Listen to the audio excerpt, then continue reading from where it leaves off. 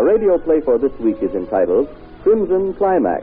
It is a dramatization suggested by a story which will be found in the fascinating pages of next Sunday's issue of the American Weekly, that educational and entertaining magazine distributed with every first Sunday newspaper from coast to coast.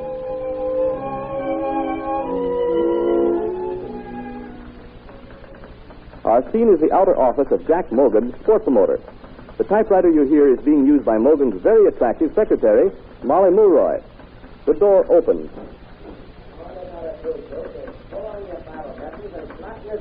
That lightning left of yours. Yeah, Beaver, that's all. Why, that Palooka's a gym fighter, the czar of the pushover. Hi, Molly. Jack in? Yes, he is, Beaver. I'll tell him you're here. Right, Duke. Hi, Molly. Beaver, mercy to see you, Mr. Morgan. Yes, you go right in, Beaver. Thanks. You put it over there, Duke, and take a load off your feet while I go in and sign articles for us. You're the pilot, Beaver. You don't hear me squawking sitting out here. It's the first thing I ain't heard you squawk about. If I wasn't in a hurry, I'd stop and figure it out. Hi, Jack. All set, Molly? No, I ain't got it. I can't hardly believe it yet. Duke Martin's going to have Molly Mulroy for keeps. I had it all doped out you was gone on your boss. I guess supposed to be surprised when I read the papers tomorrow. Oh, I can see the headlines now. Coming challenger weds New York tonight. Well, it won't be long before you'll be Mrs. Camp Martin, hon. Oh, I'm sure of that, darling. Up for a little peck. Well, don't think nothing of it, Jack. Sit down, Duke. They're coming now. Well, you better see that it is, Beaver. If this is the last part, I'll put that Larriper, yours on. You'll be singing another song one of these days, Morgan. Yeah? That's okay by me if you show me a new tune. Duke, here's the boy that can do it, Jack. Well, come on, Duke. Here's where me and you go into the long sea. It ain't going to be so long, Beaver. I'm in the pink right now. Oh, lay off that ballyhoo. If you'd keep your trap closed and your choppers in number one position, you'd be better off. Now, there's some sound advice from your manager, Pug. Oh, yeah? Has-beens always turn manager. And take it from me, I'll never be a manager. I'm seeing you, Molly. Right, Duke. 5 o'clock, Molly. Oh, yes, so it is. Anything special you want me to do for you before I go home, Mr. Morgan? Yes, 2 things. Stop calling me Mr. Morgan when we're alone, and for the umpteenth time, will you marry me? And for the umpteenth time, Jack, no. What's the matter with me, Molly? I love you. I'll make you a good husband. I'll give you everything you want. I'm sure of all 3, Jack. You know, you're really a swell person. If I went in love with someone else, you'd be camp material with me. But the way it is, I was afraid of this. Who is it, Molly? Duke Martin? Yes, sir. Molly, I'm not saying this from any sour grapes angle. I only want you to have the best. Now, honestly, I don't think this leather slinger of yours is worthy of you. He's going to be camp someday. Maybe. You wait and see. All right. I'll wait. But in the meantime, I want you to know that you can always count on me, Molly. Anytime, for anything. Thanks, Jack. I'll remember that.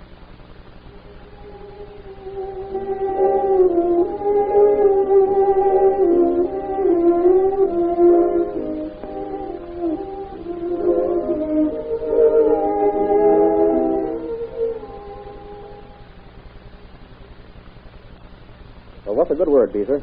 When are you going to line up a card? Anytime, Duke. Anytime now. You just stick to getting in shape. Leave everything else to me. Gee, I got to get going, Beezer. Molly's been great about the run of bad luck, but this layoff's got to stop. You got to get me a fiesta. Well, you know how it is, Duke. Takes time. That's fierce, Beezer. Here I marry Molly and make her quit her job, telling her all I'm going to do, and then along comes a gummed card. I didn't gum the card, Duke. I done the best I could for you. Maybe you did. I ain't saying you didn't, understand? But I got to get better than just prelims. I got to fight some main events again. Sure, I know.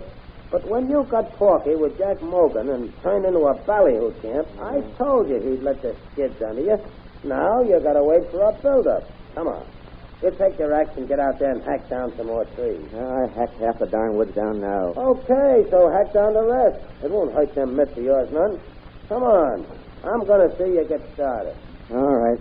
Nothing left to do up here in this wilderness. I wonder how Molly's getting along back in New York. She's doing okay. Hey, there's a nice tree.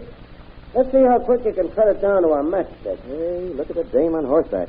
Next, so you tend to chopping trees. Again. Okay, Taylor. Well, why can't I look at her? Cats can look at a queen, can't he?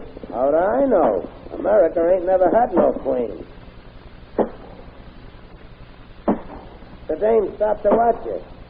Couple of more husky chops and you'll have that tree down. for you. You making the chips fly. I want to get finished so I can look at that queen. Couple more chops and this baby will begin to catch. Molly, Duke, the horse jumping through the dame off. Look out, Beaver. The tree's cracking. Duke, watch out for the tree. Duke, watch out. Tree's here. Duke, you all right? Sure. We're all right. That was quick. What footwork? You dashed into that tree and pulled that dame out all in one time. Hey, Beaver, run back to the shack and get some water. She's cobwebbed a little. I'm quite all right, thank you. Take it easy, lady. I'll be right back with some water, Duke. Anyway, I hear the phone ringing. That was a close call, lady. You sure you're all right? Oh, quite, thank you. It's terribly clumsy of me to fall off my horse. It was clumsy of the horse to let you fall off where he did. That tree would have killed you. That tree? Why, you pulled me out of the way. Well, yes, ma'am. How can I ever thank you? Don't cry. I'm Daphne Willoughby. Pleased to meet you. Our summer estate is about 5 miles over there. I do wish you'd let my father reward you in some way. Oh, forget it, lady. That's impossible, I assure you. I'm eternally grateful to you, Mr. Martin. Duke Martin. Mr. Martin. Do you live here all year round? No, I'm up here training. I'm a chin buster back in the city. What? A chin buster. A fighter, you know. Oh, a pugilist. How thrilling. I've met writers, actors, and royalty, but I've never met a pugilist before. So, I ain't never met no blue blood like you before. Look here. You won't let my father reward you? Nope. Then you simply must come to the party I'm giving tonight. Sorry, lady. It's no go. You're not anti-social? I ain't into nothing, lady. Rules. I'm training. Parties is out. Well, you talk it over with your guardian or whatever you have. And if you change your mind, give me a ring. Yeah. My telephone number is Quaker Ridge 72. I see the lady's all trained off from the pump she got, so I brought a horse instead of a drink of water. Oh, thank you. This is Beezer. Beaver. How quaint. Thank you, Mr. Beaver. You naughty horse, throwing Daphne off like that. Aren't you ashamed? Well, I better have to be off. Goodbye, Beaver. So long, lady. What a looker. Who was on the phone, Beezer? Henry Slats. I guess you had enough woodwork for today, huh? Yeah. What's Slap's call all the way up here for? Have we got a step two lined up? No, how about a little road work now, huh, Duke? Hey, look at me, Beezer. What are you stalling for?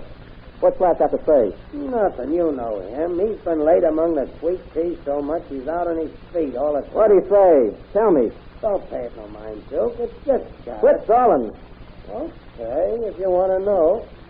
Well, Slats says Molly was seen up to Mogan's office late yesterday afternoon, and they left together about dinner. Why, you... Hey, lay off, Duke. I only told you what he said. You asked for it. I'm sorry, Beezer. Okay. That sort of put me down in the splinters. I'm okay now. But that's the game, is it?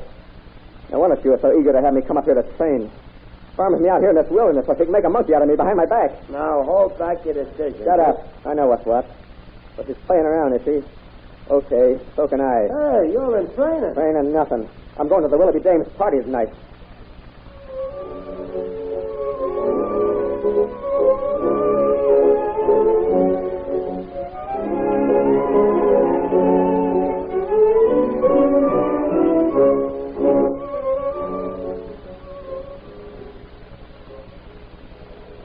Awfully nice of you to arrange your affairs so you could be with us tonight, Beaver. Oh, that's okay.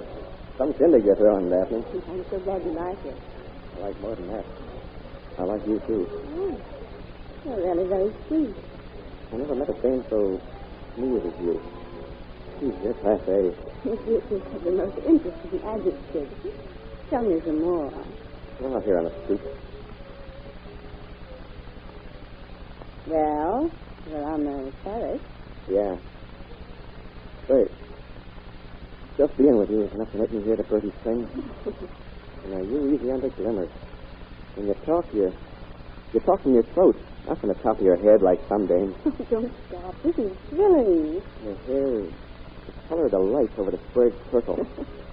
Your eyes is as big as a Madison Square saucer. And your kisser, Yes?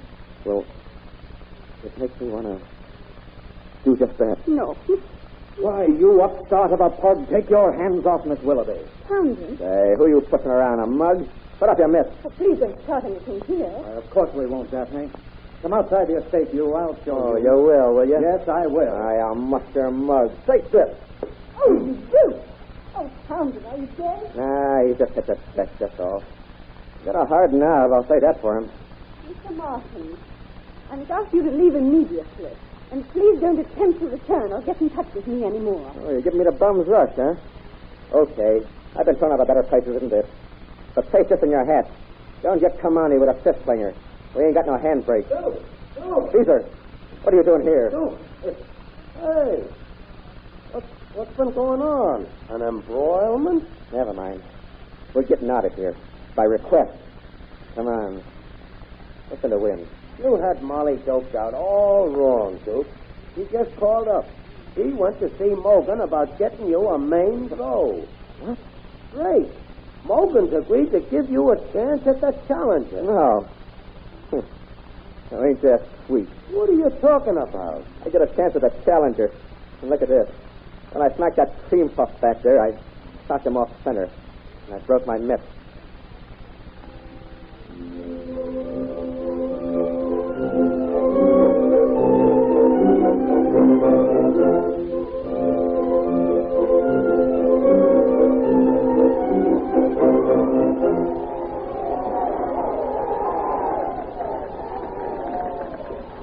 Oh, you're doing great, Sid.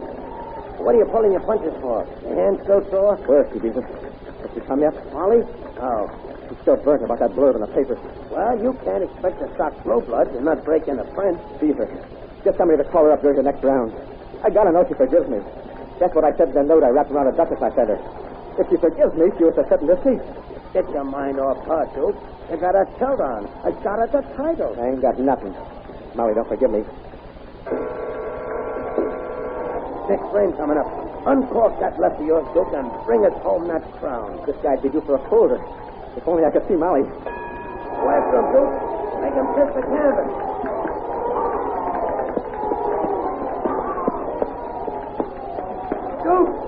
Duke, she's here. Molly's here. Give that Palooka the Crimson Climax. Okay, here it is.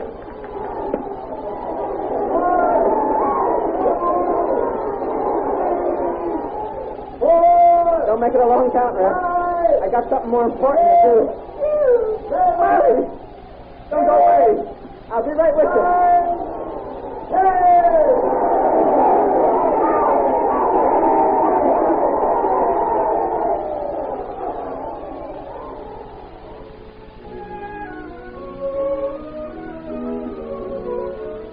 The story which suggested today's radio drama will be found in next Sunday's issue of the American Weekly, the magazine distributed with all Hearst's Sunday newspapers from coast to coast.